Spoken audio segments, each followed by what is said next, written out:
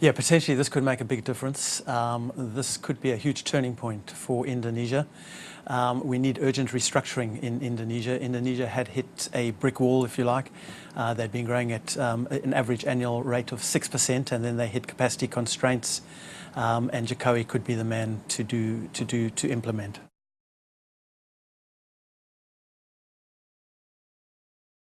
Well, there's some short-term priorities and then there's some longer-term objectives. The short-term priorities, most important of all, is the fuel subsidy issue. That's pressing. The recent revision of the fiscal deficit and some proposals to limit the sales of subsidised fuel did indicate that fuel subsidies again are going to blow the budget. So fuel subsidies will be the most urgent priority.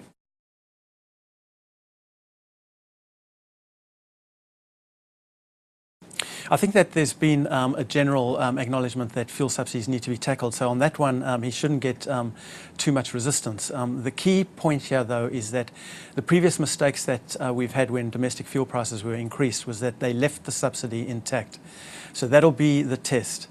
He has to send a very convincing signal to foreign investors that he's capped the fuel subsidies. In other words, your fuel subsidies can only get smaller over time.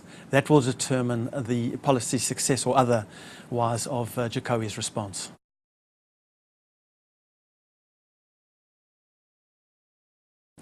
So in terms of risk, the political obviously overhang, but I think more importantly is the economic risk.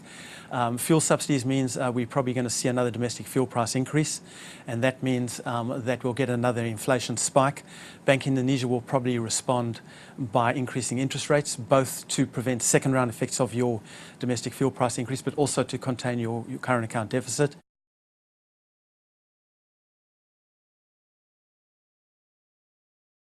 So on the external side, we're really in a positive situation now where foreigners are looking to buy this Jokowi story. He's said the right things. There's no reason that he shouldn't follow through with action. The external risks are really global, and that just reinforces my point that Indonesia cannot be sitting there with a current account deficit of 3% of GDP. It leaves them too exposed, and that's why we've got the policy priorities, both of your fuel subsidies 1 and your metal ore export ban 2.